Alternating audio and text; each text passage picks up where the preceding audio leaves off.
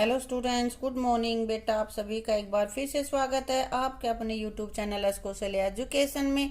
और बेटा आज हम पढ़ रहे हैं हमारी 5th क्लास की ईवीएस का 15वां लेसन। इनसे बचो। किससे बचना है ये हमें इस लेसन में पढ़ना है। देखते हैं किससे बचने के लिए कह रहा है ना। तो यहाँ पे है डेंगू का डंक। डेंगू क्या है? एक तरह का बुखार होता है ना। हाँ, तो कैसे डेंगू फैलता है, किससे होता है, ये हम पढ़ते हैं। रजत, पापा देखो अखबार में लिखा है शहर में डेंगू फैल रहा है। अस्पतालों में डेंगू के मरीजों की संख्या रोजाना बढ़ रही है। ये देखो दे रखे ना अखबार की कटिंग, उसमें ऊपर मोटे मोटे अक्षरों में लिखा हुआ है डेंगू के खौफ से लोगों में दहशत।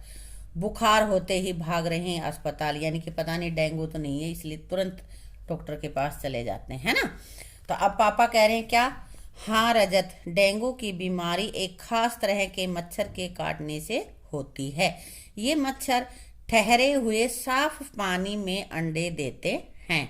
बरसात के दिनों में इनकी संख्या बढ़ने लगती है। बरसात के दिनों में डेंगू फैलाने वाला जो मच्छर है वो ज्यादा पनपता है। और ये खासियत है इसकी कि ये साफ पानी जो इकट्ठा है उसमें पनपता है, वहां अपने अंडे देता है। और एक दूसरी तरह का बुखार होता है वो जिसको मलेरिया कहते हैं, वो मच्छर गंदे पानी में अपने अंडे देते हैं, गंदे पानी में पनपते हैं। अब बेटा आगे रजत कह रहा है पापा पिछले साल हमारी स्कूल में मरियम को डेंगू हो गया था। एक उनकी क्लास की एक लड़की है मरियम, उसको डेंगू हो गया था। उसे अस्पताल में भर्ती होना पड़ा था। उसने बताया था कि उसे तेज बुखार के साथ आंखों और हड्डियों के जोड़ों में दर्द रहता था। तो ये डेंगू के लक्षण हैं कि आंखों में या हड्डियों में जब दर्द हो रहा है और बुखार आ रहा है वो भी बहुत तेज, तो डेंगू हो सकता है। डॉक्टर ने उसे खून टेस्ट कराने को कहा था। टेस्ट से डेंगू का वायरस पाया गया। तो डॉक्टर ने सलाह दी कि खून टेस्ट करवाओ, और खून टेस्ट किया तो उस टेस्ट में आया कि उसके खून में तो डेंगू फैला हुआ है। पापा, मरियम ने समय पर डॉक्टर के पास पहुंचकर ठीक किया। ऐसी हालात में घबराना नहीं चाहिए, तुरंत डॉक्टर की सलाह लेनी चाहिए। बुखार वगैरह हो जाते हैं तो डरने की जरूरत नहीं है, तुरंत डॉक्टर को दिखाओ, अपना इलाज करवाओ। ठीक है बेटा।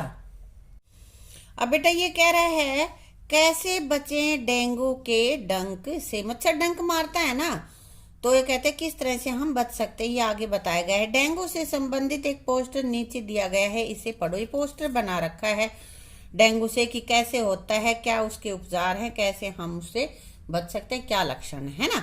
तो सबसे पहले बता रहा है किससे होता है। एडिस इजिप्टी मच्छर डेंगू बुखार फैलाने वाले वायरस के मुख्य वाहक हैं। तो किस मच्छर से डेंगू होता है, किस मच्छर के काटने से? एडिस इजिप्टी मच्छर से डेंगू फैलता है। डेंगू वायरस से संक्रमित मच्छर ताउम्र इसे फैलाने में सक्षम होते हैं, यानी कि सारी उम्र जब तक वो मच्छर जीवित है ये डेंगू वायरस फैलाता रहेगा। पर वायरस के मुख्य धारक संक्रमित मनुष्य माने जाते हैं, जिनके जरिए असंक्रमित मच्छरों तक वायरस पहुंचते हैं। यानी कि अगर कोई इंसान डेंगू से पीड़ित है और उसको कोई मच्छर काटता है तो वो मच्छर भी डेंगू वाला बन जाता है। वह मच्छर दूसरों को काटेगा तो उनको भी वो डेंगू से पीड़ित कर देता है। बेटा इसमें यहाँ पे उपाय, बचाव और नियंत्रण दे रखे हैं। जैसे डेंगू का कोई विशिष्ट उपचार उपलब्ध नहीं है। आमतौर पर 1 से 2 सप्ताह में बीमारी के लक्षण स्वयं चले जाते हैं और गंभीर डेंगू की स्थिति में अनुभवी शिक्षकों की सेवा ली जानी चाहिए। मरीज के शरीर में उचित अनुपात में जल का होना जरूरी है। डेंगू से बचने का एकमात्र प्रभावी उपाय है कारक मच्छरों से बचना, कि मच्छर ही हमें ना काटें। ये हम उपाय इसका करते रहें। इसके लिए आवश्यक है कि मच्छरों को ठहरे पानी और खुले कचरे जैसे पनपने और फैलने फूलने का स्थान ही उपलब्ध ना हो। अब डेंगू कब है, तो ये इसके लक्षण क्या होते हैं जिससे हमें पता चले कि भाई डेंगू हो गया है। तो वो है अचानक तेज बुखार आना, सिर में दर्द होना, मुंह और नाक से खून आ जाना, मांसपेशियों और जोड़ों में दर्द होना, उल्टी होना, त्वचा पर दाने से दिख रहे हैं, दाने दाने से, ऐसे दाने दाने से हो जाना या दस्त लगना, ये सारे लक्षण हैं किसके? डेंगू के। अब कहता है कि अब बताओ कौन सा मच्छर डेंगू का वाहक है? कौन सा मच्छर? इसमें बताया है ना यहाँ पे, एडिस एजिप्टी मच्छर। ये थोड़ा बड़ा है, इसको मैं अलग से लिखवाऊंगी। मरीज को डेंगू है या नहीं, इसका पता कैसे चलता है बेटा? उसका खून टेस्ट करवाएंगे तभी पता चलेगा ना। हाँ, डेंगू से बचाव के कोई 2 उपाय, ये भी हम लिख के दोबारा से फिर देखेंगे, है बेटा। रजत, पापा मेरी कक्षा में पढ़ने वाला सचिन कल 1 सप्ताह के बाद स्कूल आया था। 1 सप्ताह तक वो स्कूल नहीं आया। पूछने पर उसने बताया कि उसे बुखार हुआ था। डॉक्टर ने उसके खून की जांच की तो पता चला कि उसे मलेरिया है। अभी तो हमने डेंगू के बारे में पढ़ा था और पढ़ रहे हैं मलेरिया के बारे में, ठीक है। हमारे गांव के चिकित्सा केंद्र के डॉक्टर साहब भी बता रहे थे कि गांव के कई लोग मलेरिया से पीड़ित हैं। उन्होंने लोगों को साफ सफाई के साथ साथ पौष्टिक भोजन का महत्व बताया। यह भी जानकारी दी कि आजकल मलेरिया, डेंगू, चिकनगुनिया जैसी बीमारियां बहुत फैल रही हैं। इनकी रोकथाम के लिए आसपास पानी इकट्ठा नहीं होने देना है। अब ये कह रहा है कि मलेरिया किससे फैलता है? मलेरिया मादा एनाफ्लीज मच्छर के काटने से होता है। मलेरिया की दवाई बहुत पुराने समय में सिनकोना पेड़ की छाल से बनाई जाती थी। पेड़ है जिसका नाम सिनकोना है और उसकी छाल को पीस के, कूट के, उबाल के उससे हम ये मलेरिया की दवाई बनाते थे पुराने समय से। पहले लोग इसकी छाल को उबालकर, छान कर इस्तेमाल करते थे, ठीक है। अब देखो ये इलाज हो रहा है ना, डॉक्टर बैठा है, मरीज भी है इधर, ये कोई लैब है उसमें टेस्ट सा कर रहा है ना, और ये किसी की रिपोर्ट है। क्या रिपोर्ट है? देखो यहाँ पे लिखा हो क्लिनिकली विकृति रिपोर्ट, है ना। हिंदी में भी इंग्लिश में भी ये उसका नाम है, उम्र है ना। और यहाँ पे कारण बता रखा है, खून में मलेरिया के जीवाणु पाए गए। ये रिपोर्ट का रिजल्ट है ना। तो अब कह रहे हैं ऊपर सचिन के खून की जांच रिपोर्ट दी गई है, ठीक है। इसमें किन शब्दों से पता चल रहा है कि सचिन को मलेरिया? कैसे पता चला इस रिपोर्ट से? रिपोर्ट में देखो नीचे लिख रखा है खून में मलेरिया के जीवाणु पाए गए हैं, इसलिए पता चला कि भाई उसको तो मलेरिया है। मलेरिया के क्या लक्षण है? ठंड लगकर कंपकपी के साथ बुखार होता है, यानी कि इतनी ठंड लगती है कि हम कांपने लगते हैं और फिर बुखार हो जाता है। ये लक्षण मलेरिया बुखार के होते हैं, ठीक है। मलेरिया के जीवाणु सचिन के खून में कैसे पहुंचे? कैसे पहुंचे भाई? मादा एनाफ्लीज मच्छर के काटने पर मलेरिया के जीवाणु सचिन के खून में पहुंच गए, क्योंकि वो हमारा खून चूसते हैं ना मच्छर तो सभी। तो मादा एनाफ्लीज ने उसको काटा और उसके खून में ये मलेरिया के कीटाणु, जीवाणु चले गए, ठीक है।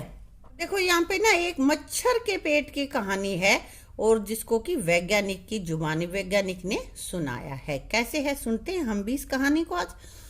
यह मजेदार किस्सा आज से लगभग 100 साल पहले का है। रोनाल्ड रोस नाम के एक वैज्ञानिक ने यह पता लगाया कि मलेरिया सूक्ष्म जीव मच्छर से फैलता है। चलो उनसे ही सुनते हैं इस बारे में वो क्या कहते हैं। ये देखो उस साइंटिस्ट की पिक्चर दे रखी है वैज्ञानिक की। मेरे पिता भारतीय थल सेना में जनरल थे। मैंने डॉक्टरी की पढ़ाई की, लेकिन मेरी दिलचस्पी कहानियां पढ़ने, कविता लिखने, संगीत और ड्रामे में थी। खाली समय में मैं यही सब किया करता था। उस समय मलेरिया में बहुत जाने जाती थी। मलेरिया हो जाता था और लोग मर जाते थे। बारिश और दलदल वाले इलाके में बीमारी ज्यादा पाई जाती थी। कुछ लोगों का सोचना था कि गंदगी में कुछ जहरीली गैसें होती होंगी जिनसे यह बीमारी फैलती है।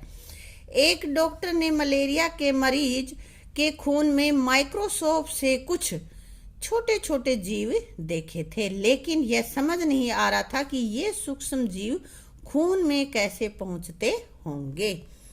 मेरे विज्ञान के गुरुजी ने अंदाजा लगाया और कहा, मुझे लगता है कि शायद मलेरिया मच्छर से फैलता है। इसकी जांच करने के लिए मैं दिन रात मच्छरों के पीछे ही पड़ गया। उसके गुरु ने कहा ना कि हो सकता है मच्छर काटने से होता हो, तो अब ये मच्छरों के पीछे ही लग गया। हम एक एक मच्छर के पीछे बोतल लेकर दौड़ते, फिर मलेरिया के मरीजों को मच्छरदानी में बिठाकर उन मच्छरों को दावत देते, यानी कि मच्छरों को वहां छोड़ देते कि इस मरीज को वो काटे। एक मच्छर से अपना खून चुसाने के लिए मरीज को एक आना मिलता। भाई फ्री में तो कौन मच्छरों को अपने आप को कटवाएगा मच्छरों से, तो उनको एक आना देते थे वो। मुझे सिकंदराबाद के अस्पताल के वे दिन हमेशा याद रहेंगे। मच्छर को काट कर खोलना और उसके पेट के अंदर ताक झांक करना। एक बार मैं भी मलेरिया का शिकार हो गया था। माइक्रोस्कोप पर झुककर बारीकियां देखते देखते शाम तक आंखें जैसे धुंधला सी जाती थी। बच्चा मच्छर बहुत छोटा होता है ना, और उसको भी चीर फाड़ करना तो और भी छोटा वो काम हो जाएगा, है ना। गर्दन अलग अकड़ जाती थी। इतनी गर्मी थी फिर भी पंखा नहीं जल सकते थे क्योंकि हवा में मच्छर उड़ जाते। माइक्रोस्कोप में यह सब करने के बावजूद कुछ हाथ नहीं लगा। एक दिन किस्मत मेहरबान हो गई। हमने कुछ मच्छर पकड़े जो देखने में थोड़े अलग थे। इनका रंग भूरा था और पंख छींटदार थे। उनमें से एक मादा मच्छर के पेट में देखते देखते काला काला सा दिखा, कुछ काला काला दिखाई दिया। गौर करने पर पता चला कि वह छोटे छोटे जीव बिल्कुल वैसे ही थे जैसे हमने मलेरिया के मरीजों के खून में देखे थे। अब पता चल गया ना कि मलेरिया के जो मरीज थे उसके खून में भी यही थे और इस मच्छर के पेट में भी यही है। उसी से हमें यह सबूत मिल पाया कि मच्छर से ही मलेरिया फैलता है। रोनाल्ड रोज को दिसंबर 1902 में चिकित्सा के क्षेत्र में बड़ा पुरस्कार मिला। कौन सा? नोबेल पुरस्कार। और 1905 में मरते हुए भी वो कह रहे थे कुछ ढूंढ लूंगा, नया ढूंढ लूंगा। यानी कि वो इतने मग्न हो रहे थे अपनी वैज्ञानिक खोजों में कि मरते मरते भी यही कह रहे थे कि कुछ नया और ढूंढ लूंगा। वो अपने काम के प्रति समर्पित थे ना बेटा, रोनाल्ड रॉश। अब रजत कह रहा है पापा मलेरिया, डेंगू और चिकनगुनिया के बारे में एक पोस्टर हमारे स्कूल की दीवार पर लगा था। उसमें भी मच्छरों से सावधानी बरतने के लिए लिखा हुआ था कि भाई हमें मच्छरों से सावधानी बरतनी चाहिए, कैसे क्या कुछ हो। देखो यहाँ नीचे बेटे एक पोस्टर बना हुआ है, ये रहा, दिख रहा है ना। छोटे छोटे उपाय मलेरिया और डेंगू से बचाएं। मलेरिया से संबंधित एक पोस्टर यहाँ दिया गया है, ये दे रखा है, तो देखो और बताओ क्या देखना है, क्या बताना है। पोस्टर में क्या तुमने कहीं देखा, ऐसा पोस्टर लगा हुआ देखा? यदि हाँ तो कहाँ? कह रहे कि तुमने कहीं पे भी इस तरह का कोई पोस्टर लगा हुआ देखा है, और देखा है तो कहाँ देखा है? हाँ भाई देखा है। कहाँ? अस्पतालों में, लगभग सभी अस्पतालों में ये होता है। इस पोस्टर में किन बातों पर ध्यान दिलाने की कोशिश की गई है? इसमें यही ध्यान दिलाने की कोशिश की गई है कि मलेरिया, डेंगू, चिकनगुनिया आदि से बचाव के लिए हमें क्या क्या कर सकते हैं, या वो कहाँ कहाँ पैदा, किस किस वजह से मलेरिया, डेंगू, चिकनगुनिया हो सकता है। पोस्टर में किन किन बीमारियों से बचने के लिए सावधानियां बरतने के लिए कहा है। कौन कौन सी बीमारियां हैं? मलेरिया, डेंगू और चिकनगुनिया। यहाँ पे मैंने लिख भी दिया है ये, ठीक है। पोस्टर में चित्रों द्वारा क्या दर्शाया गया है, मतलब क्या दिखाया गया है? चित्र बनाए हुए थे, इससे क्या दिखाया गया है? यही दर्शाया गया है कि मच्छर कहाँ कहाँ पैदा हो सकते हैं, ये यहाँ इस पोस्टर में दिखाया गया। देखो पानी भरा है नल के आसपास, यहाँ इसमें पानी, पीछे भरा भी पानी है, मतलब जहाँ भी सीलन है, पानी है, वहां पे कूड़ा करकट होगा, वहां मच्छर होंगे। ठीक है बेटा। अब बेटा ये आगे के दो क्वेश्चन है ना, इनको हम करेंगे अपनी अलग से लिख के करेंगे, यहाँ स्पेस थोड़ा कम ही है। इसी के साथ बेटा अपनी इस वीडियो को यहीं समाप्त करते हैं, और बाकी का जो पोर्शन है वो हम करेंगे अपनी अगली वीडियो में। ठीक है।